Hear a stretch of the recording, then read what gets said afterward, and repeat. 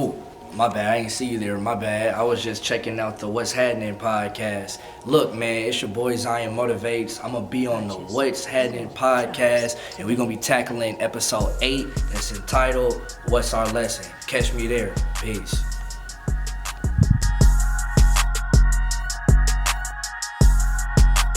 What's happening, listeners? It's your girl, that's Michi. And today we have What's Our Lesson, episode number 8. What's our lesson? If you are new to What's Happening, welcome. Thank you for watching.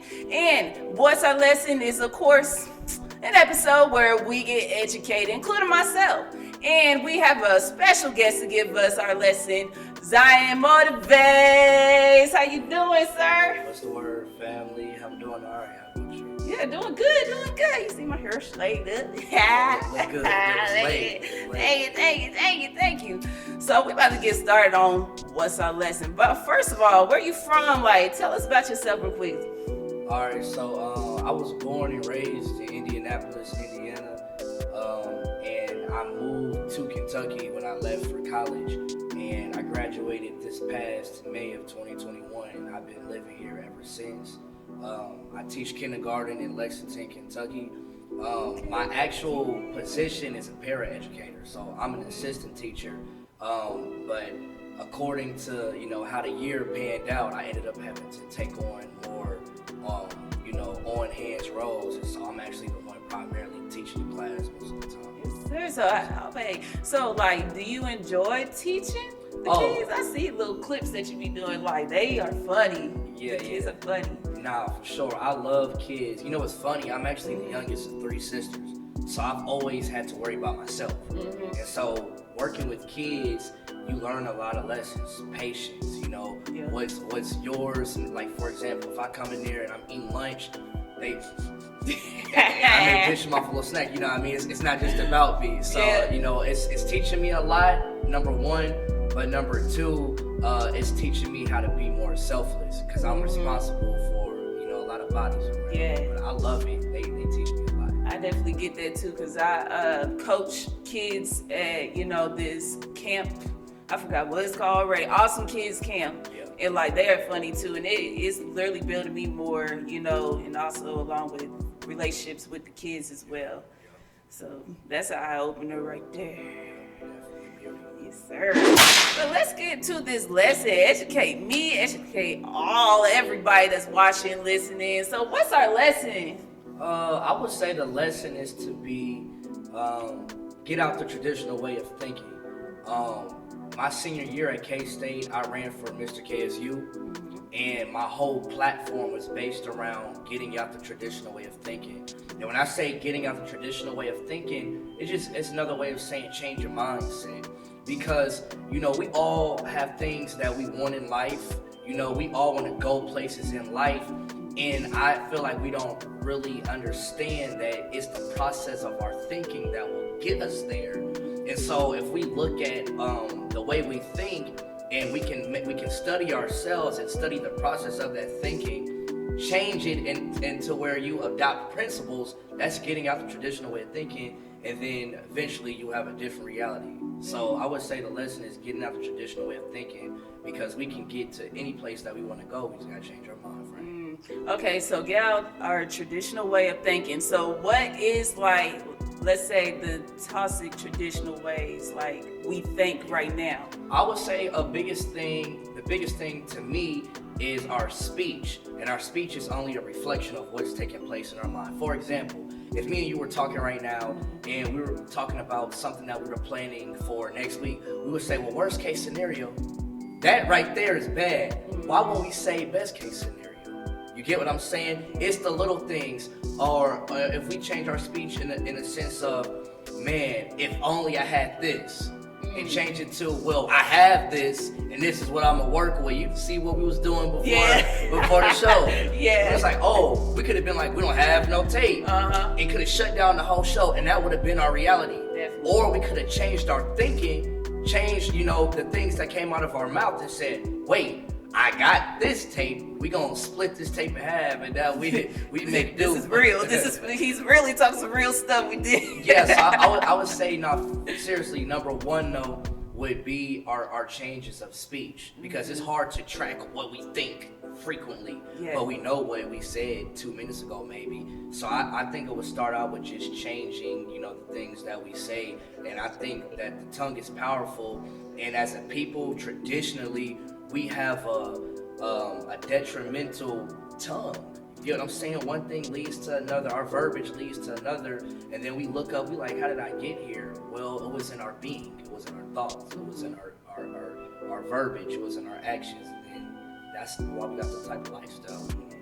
Yeah, it's true. Like I'm telling you, it's all about how you speak to, and I'm still practicing that myself. I'm not gonna sit here and act like I'm on it, because sometimes I'm like, dang, I wish I had that car. I'm sick of this one. It's crazy, because that's something I'm learning to master right now. You feel me? I'm not there all the way. But I was watching an interview by Big Sean. I can't remember what platform he was on. But I was watching an interview with him, and he was talking about how it's so important to meditate, and it's so important, to choose the right words. You get what I'm saying? Like every day when I wake up, not to ramble, when I wake up, the first thing I do before I ask Allah for something, I tell him I'm grateful. You get what I'm saying? If I'm talking to my mom on the phone and she's like, how's your day going, or how's this, I can say, oh man, I was late to this, and the line at Chick-fil-A was long, or I can say, I was blessed to wake up today, my car worked today, I was able to get to Chick-fil-A today, I was able to have enough funds in my account to buy the Chick-fil-A. It's minor things, and that way of talking and that way of thinking will change your whole reality. Yeah, that's true, because there has been times where I tried, to speak positively. Now, I ain't gonna hold you, I be so tired of being busy, and meditation is really helpful. I try and meditate, try to do yoga, this and that, but there are times where things are hard, where you just can't help but to think negatively, Can I ask you, are you busy doing what you asked to be on your plate, or are you busy handling stuff that you have no business handling? Honestly, I'll have to say the first one, it really, because I ain't gonna lie, I'm a certified hustler. Yeah. You feel me? I'm certified hustler. I'm doing my podcast, and I'm also doing brows, I do hair, that's 3 different sources of income, work, and then I told you, I take care of my granny and try to help run errands. So for the most part, things is pretty busy for me and stuff I have to take care of. I don't really do much partying and stuff like that. The only thing I will be stressed out about is my hair. I would say, in my humble opinion, that's a good thing though. That's like me saying, I want to go to the NBA and get mad that I have 7 practices a week. You know what I'm saying? It's supposed to be busy. Michi wants to have the #1 podcast in the world. You're going to have to grind. You're going to have to make a lot of drives to the store, get this equipment. You're going to have to spend a lot of hours working on your craft. You get what I'm saying? If you're a hairstylist, you're going to have to be busy getting appointments and dealing with people and dealing with ungrateful people and dealing with not having products and stuff. But you rather that than wanting all of these things and get no motion. You're like, man, nobody ever booked with me. Nobody want to be on my podcast. Nobody want. So you gotta take the good with the bad, but really just take the bad and turn it into good. You know what I mean? So I wouldn't even say, I would just find the beauty in the struggle. You know what I'm saying? Get out the traditional way of thinking and find the beauty in the struggle. You know what I'm saying? Because I feel like, once you find out once you understand that it's a blessing in everything you're doing, I think you'll operate off that energy versus, dang, I'm still doing all of this. You know what I'm saying? Because you don't have to do it anyway. Yeah. So you might as well change how you perceive it. True. Yeah. Now I remember that I did attend one of the services that y'all invited me to, and it was our friend, Farad. And shout out to Farad, would you watch this and stuff. And there was this part where it stuck to me that he said, you gonna have to struggle in order to get it, honestly. He said a lot of great things that stuck to me that day, because at that moment it was a whole lot of bumpy roads, potholes, broken glass. I was, pretty much going through with this process. And but like you said, it's beauty in every struggle, and you have to struggle through that, like to actually get that helps you build your character even more to get that. So my question is to you, like, there is beauty in the struggle, but don't you think that's kind of hard to see that beauty because of social media and stuff? Yeah, and that's why I said meditation is important. When you meditate, you get to take some time to yourself. Just for example, if me and you contacted each other and was like, let's do this interview, and you came from Louisville and you just got your hair done and it was traffic and it's hot outside and you need help setting up, if you never took any time to sit back and say, I'm not gonna do nothing for the next 3 to 4 or 5 minutes, let me reflect on my day, let me reflect everything I've been through, let me relax, the process for setting up this interview would be so much more beautiful versus you coming in here saying, I gotta do this. And I think that's how we go about in our everyday life. We don't take no time to meditate. You're right. Social media, when we get up in the morning, that's the first thing we do. We reach over. I'm guilty. I'm guilty. Me too. I'm like, first, I cheat. I gotta look at my phone to see what time it is because I gotta get work. But after that, I swipe up with my passcode in. My little Face ID don't be working. I gotta type it in. Then I get on Instagram. You know what I'm saying? Then after I scroll Instagram for a little bit, then I get up and brush my teeth. But it's important to meditate. Because this past month was the month of Ramadan. And I was able to really wake up at 5 in the morning faithfully by the grace of God. And I was able to pray and meditate. And as I was reading the Quran, I was gathering all my thoughts. I was seeing what I was grateful for. I was seeing that situation that may have been a little ugly yesterday, the beauty in it. And you get what I'm saying? And so we had to learn how to adopt that in our everyday life. Because when we have events on campus, they may have some little meditation things. But that's every once in a while. You have to do that every day. Every day. Yes, every day. And I want to double back to the beauty and the struggle, if you don't mind. Yeah, come on. When you said you attended one of our study groups for the Nation of Islam. Yes. The Honorable Louis Farrakhan said this. He said, after difficulty comes ease. Now, we may hear it a little different growing up. We always be like, you either in something, you just got out of something, or you about to go in something. Yeah. Basically the same thing. When you're going through a struggle, you're either building, you're about to blow, you're about to bust.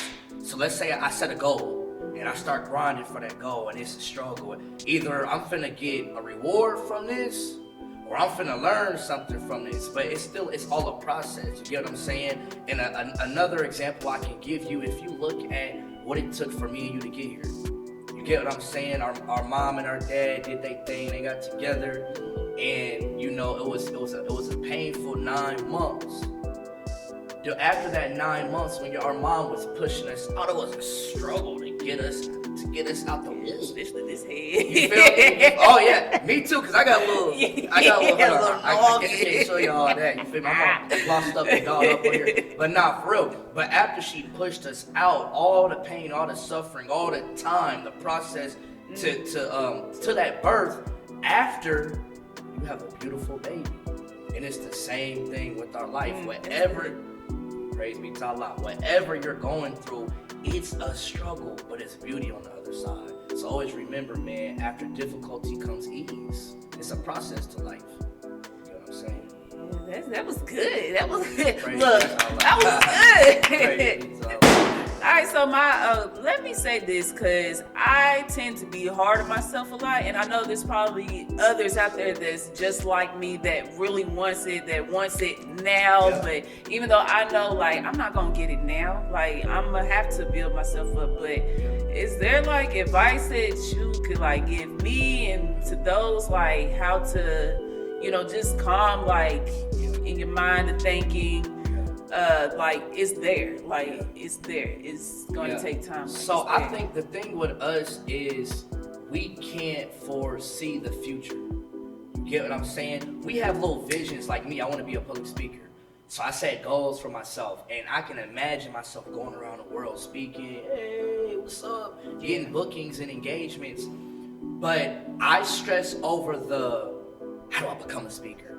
How do I get into this room? How do I get an engagement? How do I establish myself as a brand? And I don't really take my calculated steps. I need to work on my speech. I need to work on my beginning, middle, and ending of a speech. I need to work on how to relate to people. I need to work on giving the people what they want to hear versus everything I've been through in life and thinking what people want to hear. I had to, I studied my craft. And so what I'm saying is, though, Michi, a lot of times we focus on the end result of where we want to go and where we want to be, and we don't just take it one day at a time. I was listening to something, I think it was either by Will Smith or Nipsey Hussle, I can't remember. God forgive me. Two great men, but they was talking about laying a brick down. And if you focus on laying a brick down every day, eventually you'll have a house. Instead of trying to go in there trying to construct and say, I need to build a house, I need this angle right, and I need this. Yeah. And so I think a lot of times we get stressed and we get discouraged and we don't even see the progress of what we've already made. I put a video on my Instagram, and for those who don't follow me, my page is Honcho Zion X. You get what I'm saying? But for real, I put a video on my page. I said 5 years ago, you dreamed about where you are right now. 5 years ago, you dreamed about where you are right now. We get so caught up on trying to go places, we don't even take in the blessing. Like, dang, gee, I asked for this 5 years ago. You get what I'm saying? Like, you doing your thing with this podcast, you know. So I big ups to you, number one, but two, you are doing your thing because you're constantly, focused on, what you're trying to do right now and how you can improve the step-by-step things. You get what I'm saying? Like I told you, I got a camera, but I ain't turned it on yet because I don't know how to use it. You got the audio and editing going on. I don't even know how to do that. So, focused on making a better version of your process, and then I think the stress levels will start to lower because you can only control the controllables. You get what I'm saying? You can only control the process, the things that happen in your everyday life to get you toward that end goal. You get what I'm saying? But you can't ask for a goal and ask for your process too. You can only control the process once it gets here. Thank you for that. And that has me just think right there too, because we're always been taught since middle school, high school, and college, like write down your goals for the first year, the 5-year plan, and then what you see yourself doing in 10 years. Yeah. And I've done that, and I feel like that kind of has me drag myself into the traditional way of thinking, because now I'm sitting here stressed out trying to get to the 5-year already. Like, do you think that like the planning sometimes hurt your way of thinking, or being patient? You gotta, well, first off, nobody knows Michi better than Michi. Mm-hmm. You have to know yourself. You have to know your schedule. You get what I'm saying? You have to know what works best. It would be pointless for you to make a 5-10 year goal saying, I'm gonna get up at 5 o'clock every morning and go to the gym. And you know dang well you're not no more than person. Look, mama knows I can't even wake up at 11. So now you causing extra stress on yourself to meet that goal that you didn't even have to put on yourself. So I wouldn't say the 5 and 10 year goals affect us in a negative way. I think we make irrational goals and irrational planning. For example, because I had an event about 2 years ago here on campus. It was called Getting Out the Traditional Way of Thinking. The first event was for all males, and then the following semester I did Getting Out the Traditional Way of Thinking Part 2 with all females. And I gave them packets. And I talked about what's your plan A, B, and C. What's your long-term goal? What's your short-term goal? All that's doing, Michi, is that's giving you some structure so you can work in between. It's just like if I said, I want you to get an A on this assignment, and I raise the bar real high. You may not get that A, but you'll fall right below it because you're trying to reach that A. It's the same exact thing with planning. You don't gotta follow it verbatim exactly to the T because things are gonna happen in life. Monday's not gonna look like Tuesday. Tuesday not gonna look like Wednesday. Wednesday dang sure ain't gonna look like Friday. You get what I'm saying? So you have these plans, these 5-year plans, these daily goals, these weekly goals, but things will come into your life on a daily basis, and you're gonna have to find a way to make tweaks around that so you can still best reach your goal. But the goals is not to stress over. The goals is just to form a template and structure. So don't ever stress about your goals. That's good. Because nobody knows. I need to hear that. Yeah, for sure.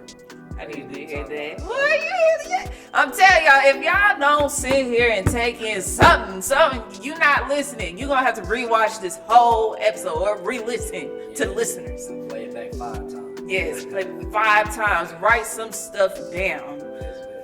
Now, let me ask you another question, because I had interviewed my brother too, and he actually was telling me the same thing. Like, he's intelligent just like you, and I'm just like, how is my little brother like? He just like this, and I'm stressed out, right? But, you know, so do you believe in the third eye?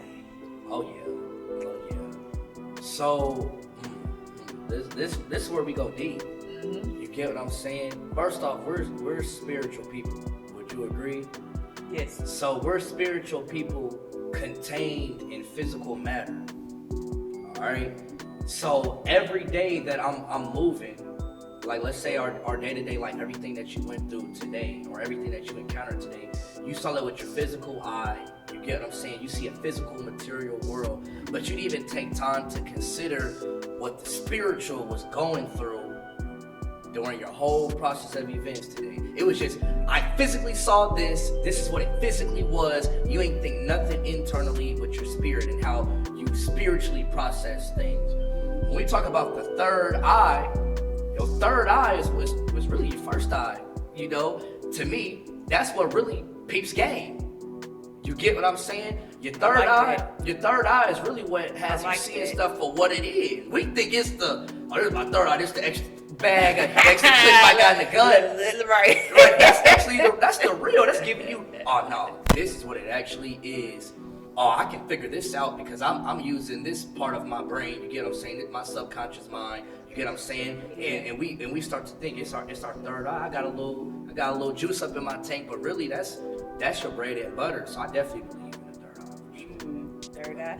You know, some folks be thinking like the third eye is like, you know, my third eye told me that you was texting somebody else and you're lying.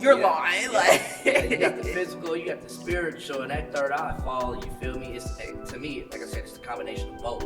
It's the one that's present. It's telling you your mind may fool you, your eyes may fool you. Your third eye is what it is. You know what I'm saying? That's in my opinion. So how do you get that to activate? Like I said, nobody knows you more than yourself. For me, I had to start reading. Because when you read, your mind is wondering. You're looking at all these words on the page. While you're looking at all these words, you have to understand what's going on in that book or that story, so your mind is constantly thinking. Once I started reading more, my mind started becoming open. I was like, dang, I'm more conscious now. You get what I'm saying? Then after you start reading, I started incorporating my meditation.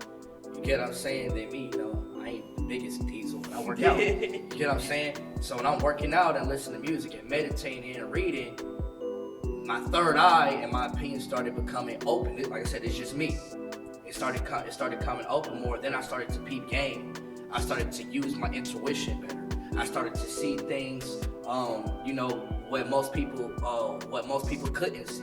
You get what I'm saying? I started seeing the world move differently versus how, you know, the majority of people view the world. You get what I'm saying? That's what business, you know, working in the school system, I can see things from what's the background going on. What's the deeper things that's going on in my life? What's the meaning behind that? How can I sense me and Michi's energy? You get what I'm saying? Because you can, you know, sometimes you walk in a room with somebody like, man, the energy's off, they ain't even said nothing. Man, your third eye is activated at that point. Yeah. You can feel them. You get what I'm saying? So for me, it was reading. I had to unlock that consciousness because I was blind, deaf, and dumb and sleep, you know, to my third eye for the longest. But the more I started, you know, practicing being in nature, reading, working out, you know, getting in tune with myself, then that's when I activated my third eye. All right, so what was the book that you read? Oh, this is where we have a whole nother rabbit hole. But nah, it was Message to the Black Man by the most honorable Elijah Muhammad. Because on the first couple pages, he said, did God say that he was a spirit, or did someone say that of him? And then he went on to say, I'm paraphrasing, he was like, the most important questions of all questions is to ask why. When I read that, I was like, I'm gonna start questioning everything why. Hey, I go, you said that, I'm like.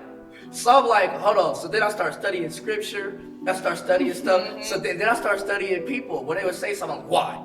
That's so true, because he was saying why a lot. I'm like, why is he asking why so much? Yeah, and that's when your third eye becomes open, because you start to, you like, man, we all, man, even as babies and like working with kindergartners, they so observant for everything. I'm like, how do we go so observant from when we're babies to being less observant and we have more brain capacity? You're not asking why. That's good. That's good. Because I definitely was a why. Why? I'm like, you ask me why one more time. Man, like, yeah. Because I said so. That's why. Yeah, on the nose. Like, on the nose right there. So, all right. So what?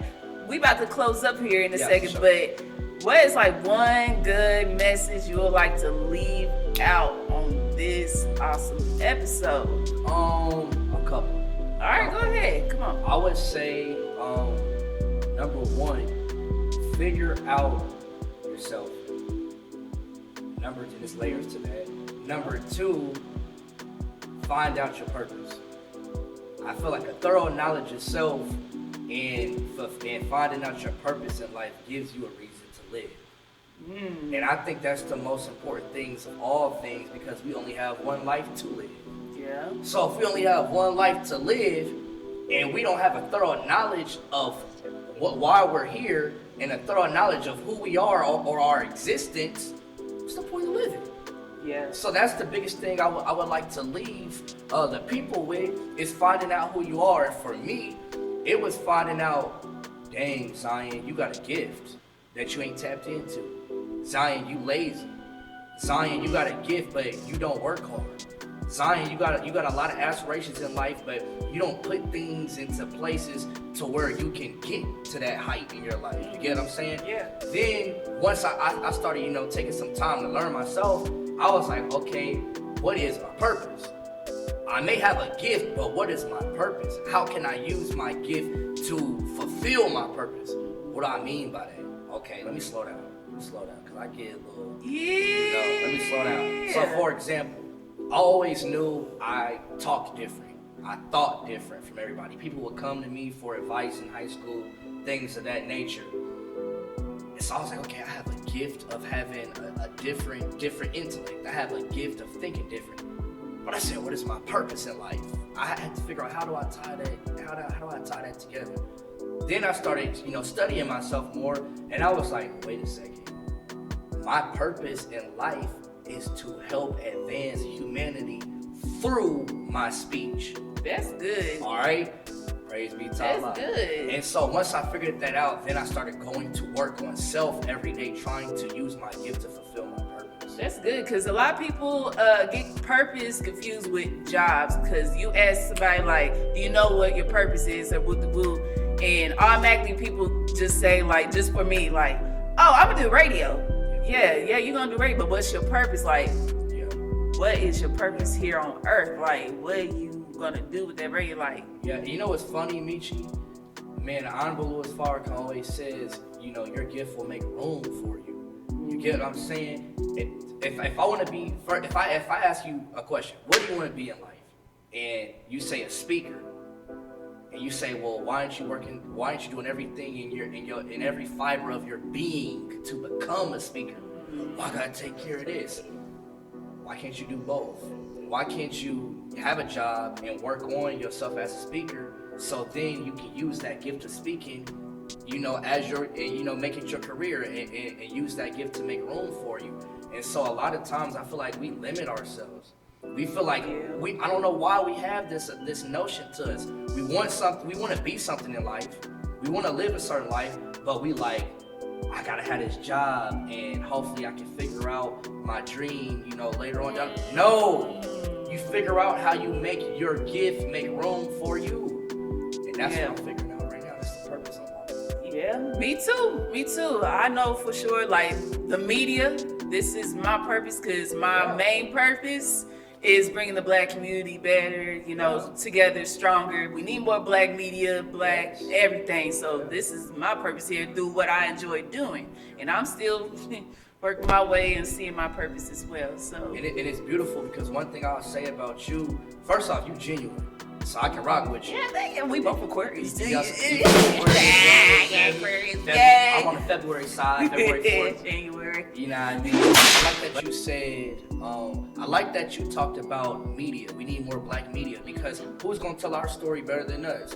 Who's going to talk about our daily problems, the things that we encounter psychologically every day than us? Yes. And so I want to thank you for you having this platform because not only does it allow me to get on here and talk about goals and get on traditional way of thinking, but it allows others to as well. Yeah, and allow a lot of us too to like even trust news, everything, because a lot of us don't stay alert on what's going on the outside because all the false information throughout the years, how white media, portrayed us and everything, like it's affecting us still today, like to even stay in tune with the news or entertainment because of that.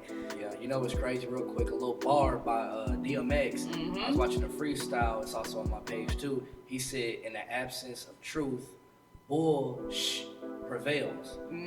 So when truth is gone, falsehood's having a field day. So we gotta control our own narrative. Rest in peace, DMX. Rest in peace to DMX. Yeah. Well, shoot, do you have, you already told them, your platform, but tell us again, like, where you on, like, your social media, so they know how to stay in tune and follow you, like, what's up? What's Yes, definitely. So I'm on Instagram at Honcho Zion X. Alright, HONCHO Zion X. I'm on Twitter at Zion Motivates. Okay. ZION Motivates. I'm on YouTube, Zion Motivates. I'm on LinkedIn as Zion King. And then I'm on Facebook as Honcho Zion X. Okay, and y'all, I'm telling you, whatever one that y'all be on the most, click and follow him. He is amazing. Y'all see what he's doing in here. Like, I really hope that you took in at least one thing, but I hope you take 5 or 6 because we talked a lot of good stuff. I took in a lot of things on our lesson, and if you really enjoyed like listening to him and stuff, like, stay tuned up, stay tuned in, and keep following him, like, because he's gonna do great things too. And just wait until he get his camera rolling, Right. his stuff together, and and he's gonna be blowing up too, you guys. And you too. I'm gonna see you at the top, Michi. Yeah, I'm sure we're gonna see you at the top. I'm gonna see you at the top.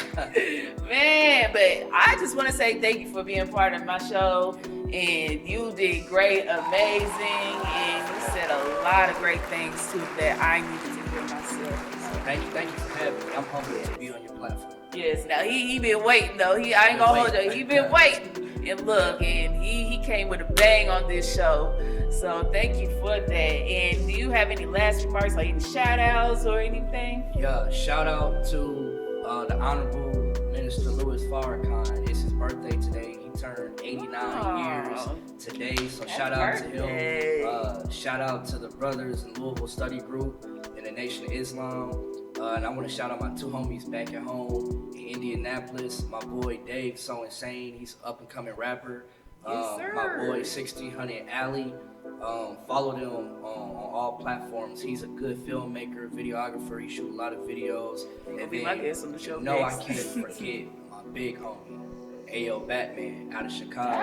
He's gonna be the next big thing. Ayo. Yeah, shout out to Nation Islam. Shout out to my family, mama. Yeah, mama. Nah, that's it. Yeah, thank you again. And again, you know who I am. Oh, that's Mama Michi. Stay tuned up because our next episode we have What You Think, which is our topic episode. We got 5 different interesting topics, and this time we're taking call-ins, so ring us up, and just come on, tell us what you think about some of our topics. And thank you again for watching What's Our Lesson.